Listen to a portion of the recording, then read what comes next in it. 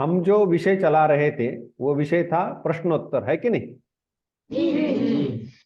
तो प्रश्नोत्तर के बारे में भी कुछ कुछ विषय जो थोड़े से रह गए थे उसको लेकर के फिर प्रश्नोत्तर में चले जाते हैं। हमने वैसे आलोचना कर रखी थी, फिर भी मुझे उतना स्मरण नहीं आ रहा है कि उतनी स्पष्टता से हमने की थी कि नहीं। जैसे एक द्वणुक में कितने परमाणु होते उसकी चर्चा की है हमने। जी की है। तो मैं उसके बारे में प्रश्न करता हूं, आप लोग उत्तर देने का प्रयास करो।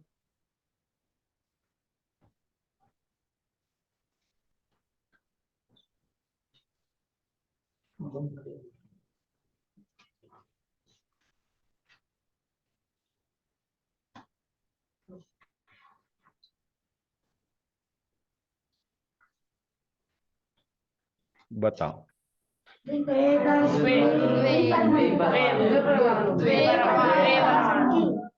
अब प्रश्न ये है कि द्वे परमाणु ये ठीक है क्या?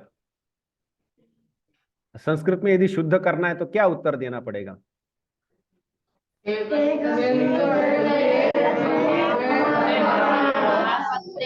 इतने इतने छात्र इतना बोलने से मुझे कुछ भी समझ में नहीं आया है। देखो, परमाणु शब्द जो है ना वह पुल्लिंगी है। ठीक है, पुल्लिंगी शब्द है। तो वो कैसा चलेगा? परमाणु, परमाणु,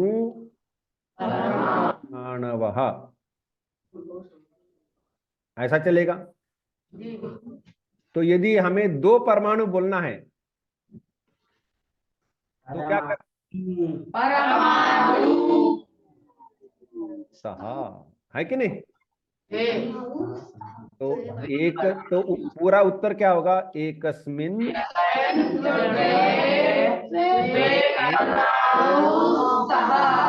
द्वे, द्वे इत्यादि लिखने की कोई आवश्यकता नहीं, परमाणु स्तः बोलने से पर्याप्त है। तथा यदि हमें लिखना है तो क्या करना पड़ेगा? द्वि जो शब्द है उसको चलाना पड़ेगा। द्वि पुल्लिंग में कैसा चलता है? द्वि को द्व करना है, द्व। हाँ, द्वि को क्या करना है? द्व करना है। और द्व को द्विवचन में चला देना है तो क्या होगा? अरे द्व नहीं, द्व तो अकारांत शब्द है ना। अकारांत राम शब्द द्विवचन कैसा होता है? तो यहाँ क्या होना है? गौ। तो समझ में आया, द्वे नहीं होगा, द्वि क्यों होगा? हाँ, एकस्मिन् द्वणुके द्वौ परमाणु स्तः। ठीक है। द्वे कैसा होगा? नपुंसकलिंग में होता है ना, वनम वने वनानि। तो वैसे यहाँ पर द्वे ऐसा रूप होगा। या लता लते लताहा, वहां पर स्त्रीलिंग में भी द्वे रूप होता है, लेकिन पुल्लिंग में क्या होगा? द्वि का द्व होता है और चला द्वि का द्व करके चलाना पड़ता है। ठीक है। तो वो चलाएंगे पुल्लिंग में तो वह द्वौ होगा। ठीक है। अच्छा, उसका ऐसा नहीं होगा द्वहा, द्वौ, द्वाहा, रामः रामो रामः, ऐसा नहीं होगा। ठीक है ना? क्यों नहीं होगा बताओ, कोई बोल पाएगा? जी, क्यों? क्योंकि वो केवल द्विवचनांती होता है। हाँ, वो दो का अर्थ दो ऐसा ही है, इसलिए वो द्विवचन में ही चलेगा। एक वचन बहुवचन में कैसे चलेगा? तो इसलिए वो द्वौ द्वौ द्वाभ्याम द्वाभ्याम द्वयोः द्वयोः ऐसे इसके रूप होते हैं। ठीक है, बहुत अच्छा। किसी ने तो उत्तर दिया कि क्यों होता है। देखो, ये तो पहले कभी बोला नहीं था, लेकिन फिर भी अपने बुद्धि का प्रयोग करके उत्तर दिया है। बहुत अच्छी बात है।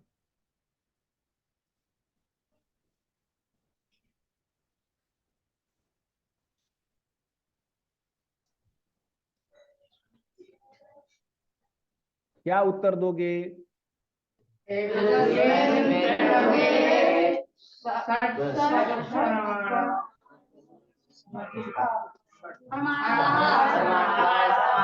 एकस्मिन् त्रणुके कितने?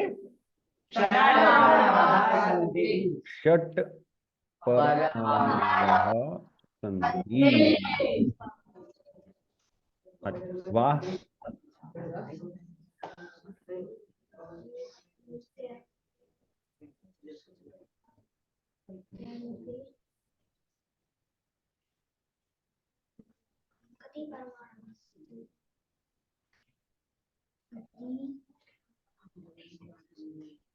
क्या करोगे?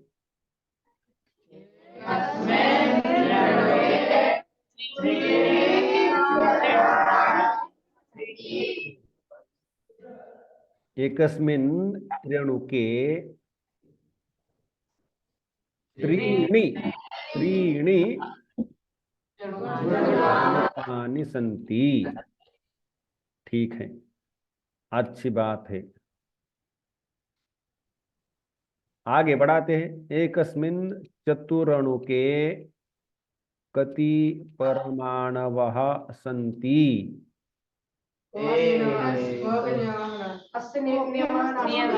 नियमो नास्ति, उसका कोई नियम नहीं है। ठीक है, अच्छी बात है। वाह वाह, सब तो स्मरण में है। कितने बुद्धिमान छात्र हैं। अरे हंसते क्यों अपने आप पर? मैं जब कहता हूं कि बुद्धिमान छात्र है, तुम लोगों को हंसी की बात है, मुझे नहीं समझ में आता। अब उत्तर तो दे ही तो रहे हो, जब उत्तर नहीं दोगे तो फिर सोचा जाएगा कि भाई क्यों नहीं दे रहे हो, क्या समस्या हो रही है। बुद्धिमान कहने से तुमको ही हंसी आ रही, तुम ऐसा क्यों होता है? अच्छा ठीक है।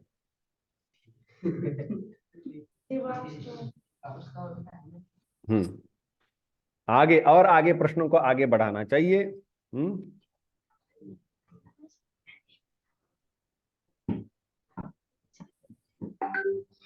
हमने जिसकी आलोचना कर रखी है उसके बारे में प्रश्न करता हूं।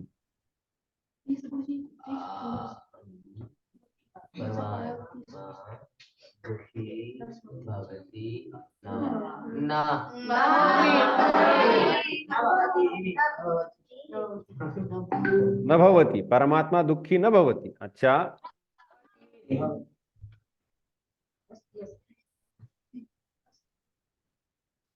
भवति।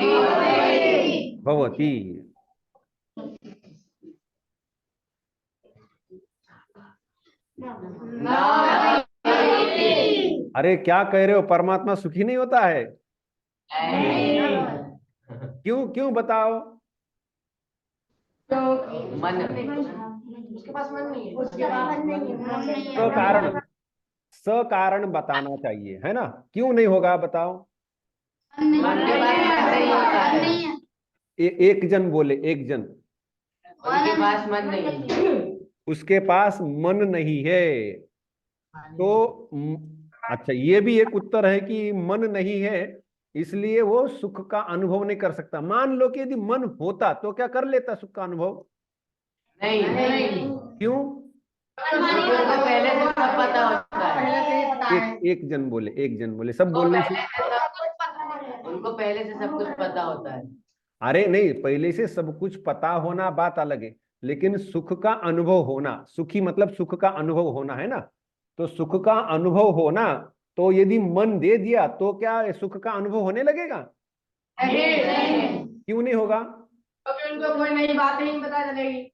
हाँ, उनको सुख की कोई बात ही नहीं पता लगेगी ना, उनको ऐसा कुछ है ही नहीं जो उनको हाँ, पता। ये भी अच्छा उत्तर है कि सुख का अनुभव मतलब पहले नहीं था और अब हो रहा है, तो ये नए से अनुभव होगा, है ना?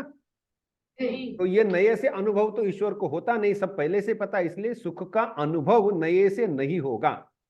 लेकिन क्या निरंतर सुखी है, सदा सुखी है ईश्वर, ऐसा?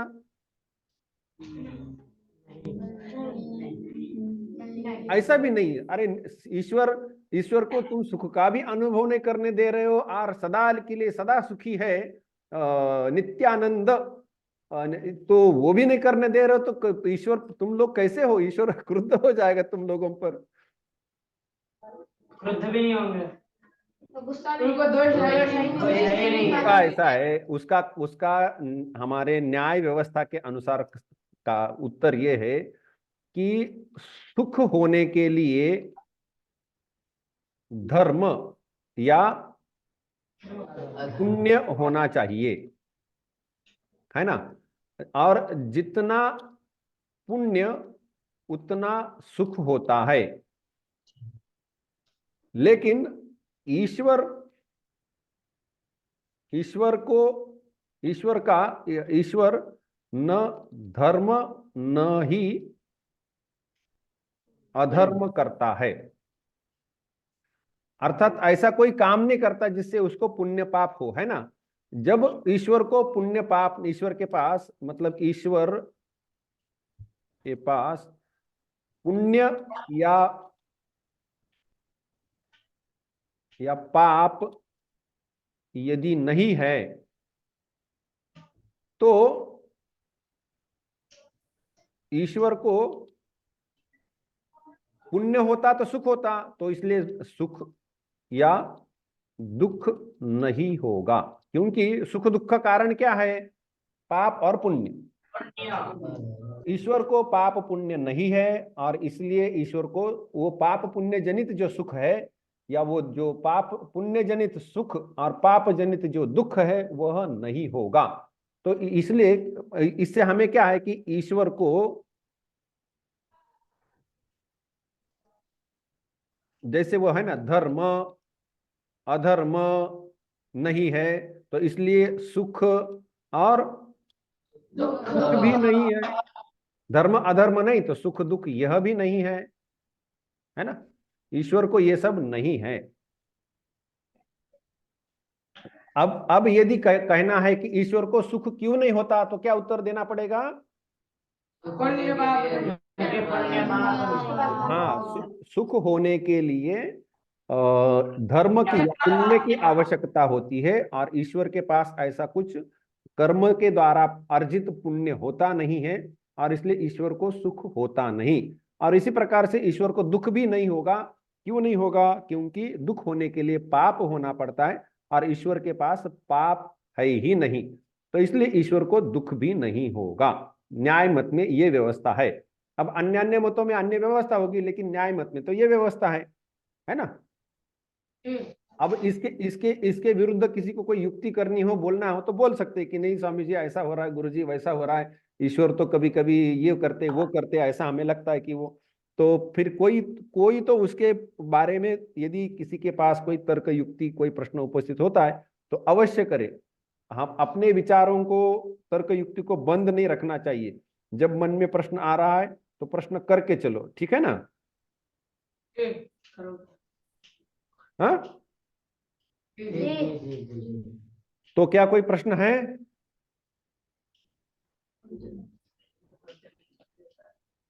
प्रश्न, अरे ईश्वर परमात्मा को तुम सुखी नहीं कहना करना चाहोगे? श्रुति श्रुति में बोला गया है कि सत्यम ज्ञानम अनंतम, या फिर रसो वही सहा, या फिर ईश्वर के बारे में मतलब उपनिषदों में आता है ना कि वो आनंद स्वरूप, इसलिए हम उसको सत चित आनंद स्वरूप ऐसा कहते, सच्चिदानंद भगवान इत्यादि कहते। तो इसमें ये आनंद है और तुम लोग तो कह रहे हो कि भाई ईश्वर को ना कोई सुख होता है ना कोई दुख होता है, तो इसका विरोध नहीं हो रहा? हो तो रहा है, बड़ा दुख हो रहा है। क्या? अपना अपना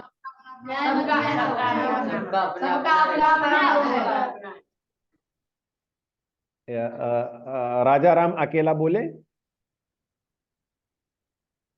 सबका अपना अपना मत है। उनका अपना अपना मत है, मतलब ये नैयायिकों का मत है ऐसा? अच्छा, मान भी लिया कि नैयायिकों का अपना मत है, लेकिन नैयायिक आपको कह रहे हैं कि भाई आपके पास यदि कोई प्रमाण हो कि ईश्वर को सुख होता है तो बताइए। तो केवल अपना अपना मत बोलने से तो नहीं होगा ना, फिर तो युक्ति से कुछ बोलना पड़ेगा कि देखो यहाँ पर आपके मत में दोष आ रहा है और इसलिए ये आप जो कह रहे कि ईश्वर को सुख नहीं होता तो ईश्वर को तो सुख होना चाहिए। तो बताओ अभी इसकी में क्या युक्ति दोगे? केवल ऐसा तो नहीं कहेंगे ना कि ये तुम्हारा मत है हम नहीं मानेंगे, लेकिन हम कुछ युक्ति भी नहीं देंगे, ऐसा तो नहीं होगा ना। युक्ति नहीं दिख रही। युक्ति हो तो बताओ भाई। क्या है कि ये देखो, ये एक पक्का है कि सुख होने के लिए पुण्य की आवश्यकता होती है, सभी मानते हैं। ये वेदांत भी मानता है, न्याय वैशेषिक सांख्य योग सभी मानते हैं, इसमें कोई संदेह नहीं। सुख की अनुभूति उसी को होगी जिसके पास पुण्य होगा। यह हमारे आस्तिक दर्शनों में सबको स्वीकार है। जैन धर्म को भी ये, जैन मत जो है उनको भी यह स्वीकार है। जिनके पास ये पुण्य होता है उसको वो पुद्गल कहते, थोड़ा सा पाप पुण्य के पुद्गल होते हैं, ऐसा उनका कहना है। मतलब ये हमारे इसमें क्या है कि पाप पुण्य धर्म अधर्म ये गुण होते हैं, और जैन मत में वह परमाणु होते, परमाणु को पुद्गल बोला गया वहां पर। तो वो परमाणु या पुद्गल होते हैं जो धर्म और अधर्म, मतलब ऐसा उनका कहना है कि वो जो जीव है, जीवात्मा है, उसको पाप के कण आकर के चिपकते हैं या पुण्य के कण आकर के चिपकते हैं, ऐसा उनका कहना है। खैर ठीक है, अब अपना अपना कहना है, ऐसा तुम कह सकते हो, है ना। अपना अपना कहना है, लेकिन हर मत के लिए जो है, हमारे भारतीय दर्शन, आस्तिक नास्तिक कोई भी हो, वो एक प्रकार से बड़े उदार होते हैं कि आप उनको प्रश्न कर सकते हैं, उचित प्रश्न करिए, आप वो उनके अपने अनुसार उत्तर देने का प्रयास करते हैं। आपके पास यदि कोई प्रबल युक्ति होती है तो उसको भी वो सम्मान करने की मानसिकता रखते हैं। तो इसीलिए आपको यदि मन में कोई प्रबल युक्ति आती है कि भाई हमें ये कि यहाँ पर ध्यान में आ रहा है कि ऐसा ऐसा सोचने से ये हो सकता है, तो आप जरूर बताइए कि भाई ये है ना। ठीक है, तो सच्चिदानंद को हम थोड़ी देर तक भूल जाते हैं क्या? भूल तो नहीं सकते। चलो, तो अब हम जो प्रश्नोत्तर का जो हमारा क्रम चल रहा है उसको थोड़ा सा आगे बढ़ाते हुए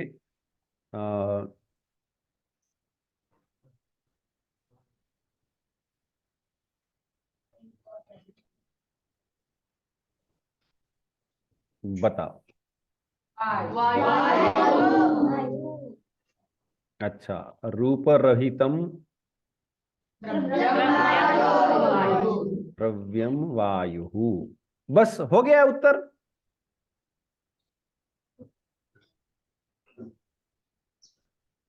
रूप रहितम द्रव्यम वायु, इतना कितने द्रव्य देखे हमने? कुल मिला के कितने द्रव्य है जी? 9 द्रव्य है। तो 9वें में से अकेला वायु ही रूप रहित है?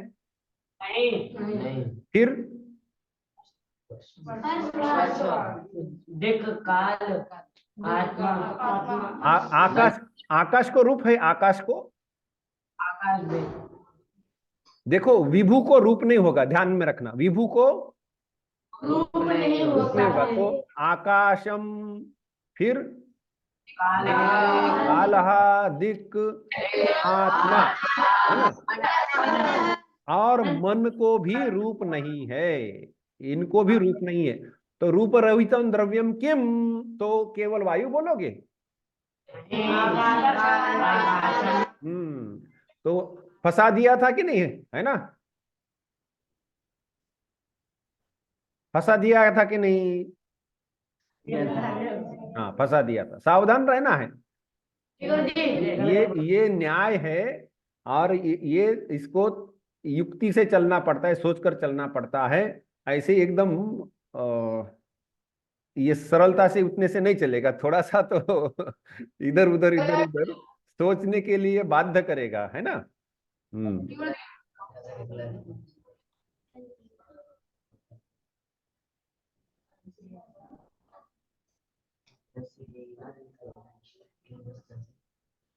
अब बताओ।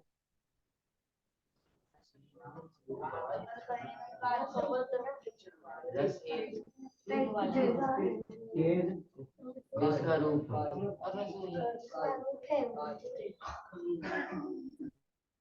क्या होगा? इस प्रश्न का अर्थ क्या है? ऐसा द्रव्य जिसमें रस नहीं है लेकिन रूप है ना। तो कितने तेज बच्चे हैं। तेज, हाँ, तेज ऐसा रूप, ऐसा द्रव्य है जिसमें रूप तो है लेकिन रस नहीं है। बहुत अच्छा, वाह वाह वाह। आगे बढ़ते हैं।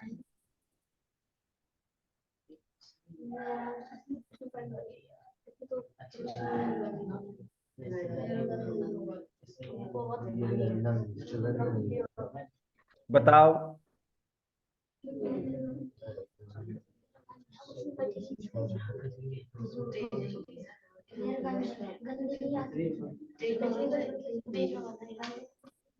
तेज में आती है। तेज में आती है, आती है, आती है। नहीं आती है, नहीं आती, जल जलम, जलम, जल जल जल जलम, बस एक ही है। तेजस भी है, ठीक है। वाह वाह, अच्छी बात है। सब बच गए अपने पास है।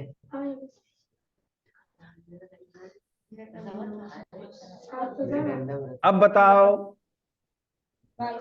जलम जलम केवल जल या तेजस भी होगा?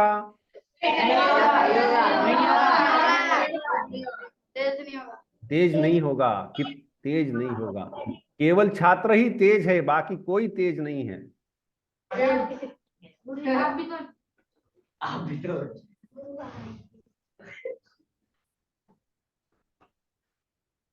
निर्गंधम रसवद द्रव्यम किम? जलम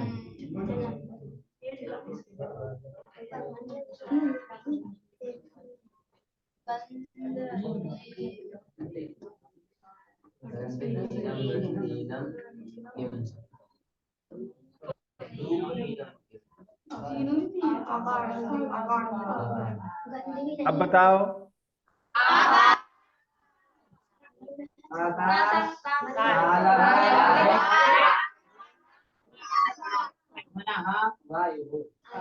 अरे यही उत्तर होगा,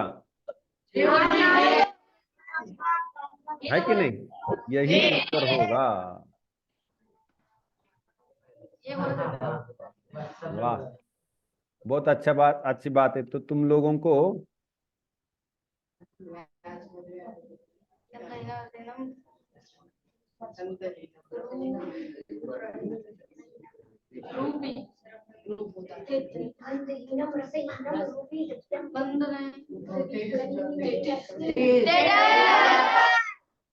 कौन सा? तेजस, वाह वाह, ठीक है। नहीं लिख लिख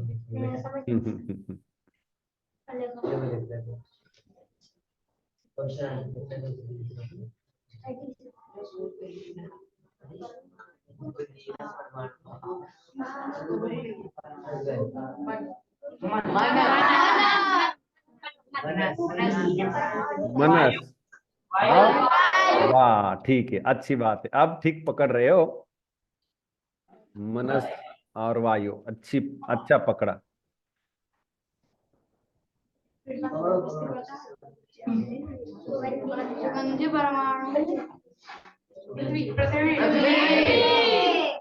पृथ्वी, वाह वाह वाह।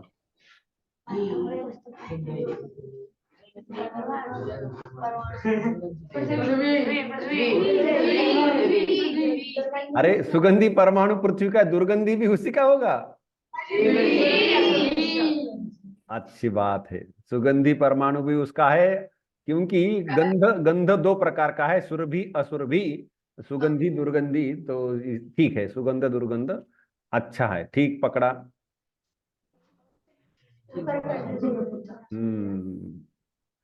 अब कितना उल्टा सीधे कितने मैंने प्रश्न करने का प्रयास किया, तुम लोग कहीं से कैसे रास्ता निकल के जा ही रहे हो। तो मैं सोच रहा हूं कि और कठिन प्रश्न करूं ताकि पकड़ में आ जाए। हाँ, क्या? लक्षण के ऊपर प्रश्न करिए।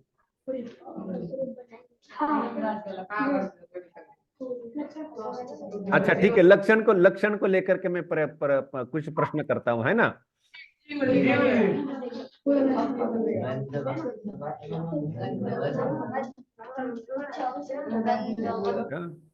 मैं जरा सोच कर करता हूं।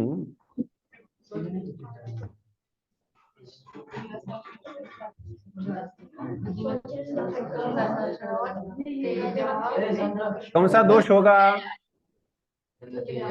ऐसा यदि लक्षण करते हैं, ऐसा लक्षण अर्थात उसको ऐसा लक्षण नहीं है तो स्वरूप है, हमें ऐसा करना पड़ेगा। गंधवत्वम तेजसः लक्षणम, यदि ऐसा बोला है तो क्या दोष होगा?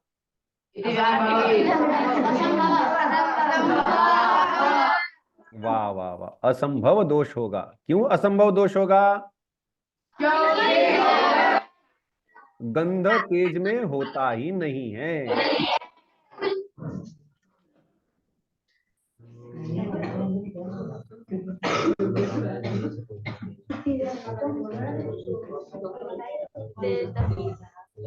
ऐसा करे तो रूपित सही है। सही है। सही है। सही है। सही है।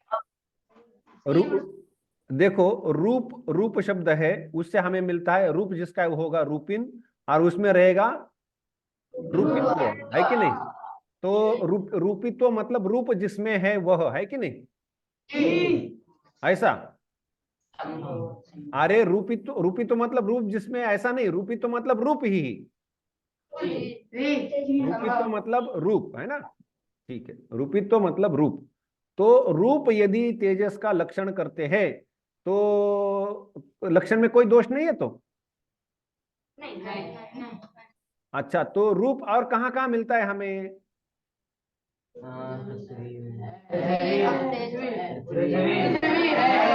पृथ्वी में रूप है, तो पृथ्वी भी तेज है क्या? तो कैसे बोल दिया कि कौन सा दोष है? हाँ, मैं तुमको बोल रहा था कि मैं तुमको कठिन प्रश्न करना चाहता हूं, तो फंस गए, निकल गए। अब मैंने थोड़ा सा उसको सूचक दे दिया तो अब कहते हैं निकल गए। ठीक है, ठीक है। तो है कैसे ना कैसे।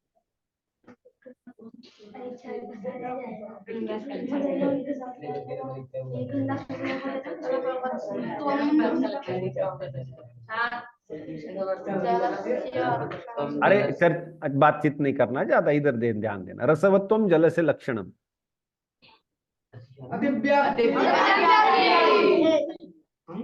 कौन सा दोष है?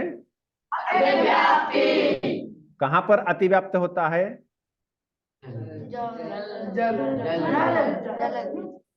कहाँ अतिव्याप्त होगा? पृथ्व्याम अतिव्याप्त, पृथ्वी में अतिव्याप्त हो जाता है, पृथ्व्याम अतिव्याप्ति ही।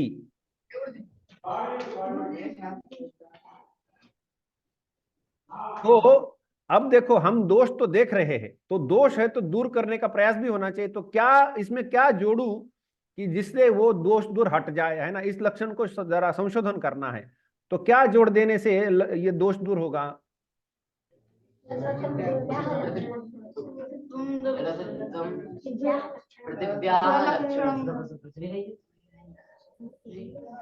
कैसा संशोधन करेंगे?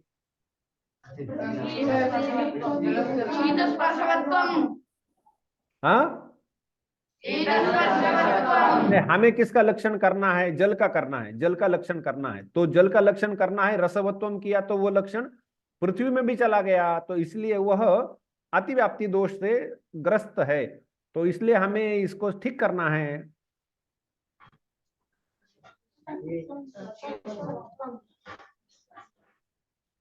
हमने हमने ऊपर ऐसा प्रयास किया था, उसको स्मरण करो। हमारे ये जो हुए थे ना, उसी दिशा में जा रहे थे। तो अब बताओ।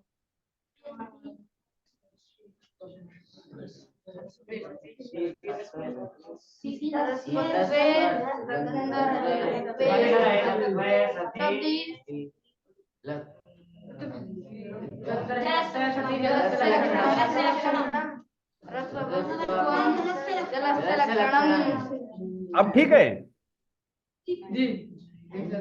अच्छा, ठीक है।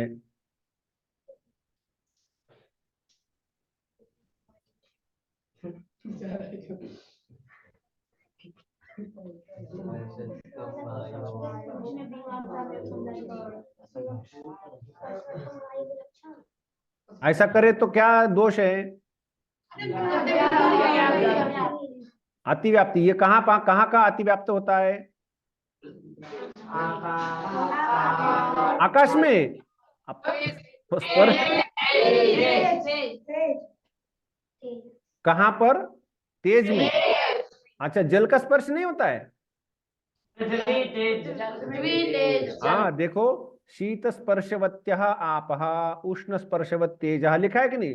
शीत स्पर्श है, उष्ण और अनुष्णा शीत स्पर्श होता है पृथ्वी का। हाँ, अनुष्णा शीत स्पर्श पृथ्वी का होता है। तो पृथ्वी में भी स्पर्श है, जल में भी स्पर्श है, तेज में भी है और वायु में भी है। तो ये लक्षण में क्या दोष आएगा? इसको दूर करना है इस दोष को। तो क्या संशोधन करें?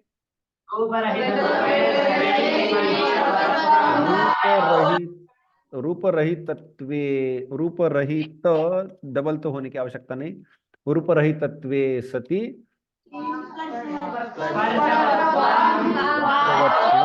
वायोः लक्षणम।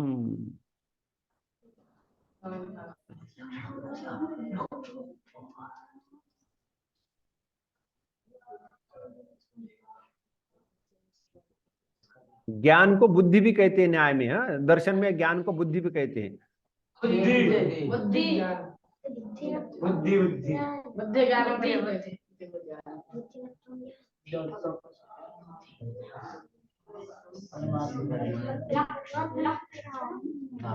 हाँ, बुद्धिमत्वम परमात्मनः लक्षणम। कोई दोष है कि नहीं इसमें? अतिव्याप्ति दोष है। कहां पर अतिव्याप्त हो रहा है ये? हाँ हाँ, जीवात्मनि अतिव्याप्ति ही, ऐसा करेंगे हम।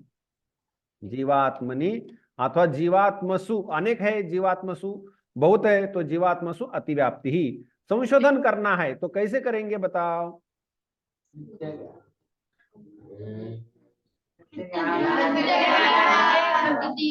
हाँ, नित्य। हाँ, इस बहुत बहुत बढ़िया। क्या कितने बुद्धिमान छात्र हैं देखो। कई ईश्वर को भी पीछे न छोड़ दे। तो नित्य बुद्धिमत्वम परमात्मनः लक्षणम, ऐसा भी करेंगे तो लक्षण हो सकता है। ठीक है ना।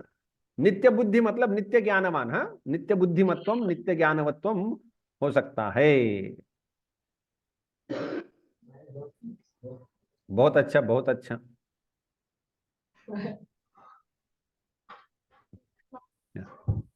हाँ, तो ठीक है, आज हमारे पाठ का 11 तो बज ही गए। हम पाठ का यहाँ विराम कर सकते हैं कि नहीं? निधाय हृदि विश्वेश्वराय गुरुवंदनम बालानां सुखबोधाय क्रियते।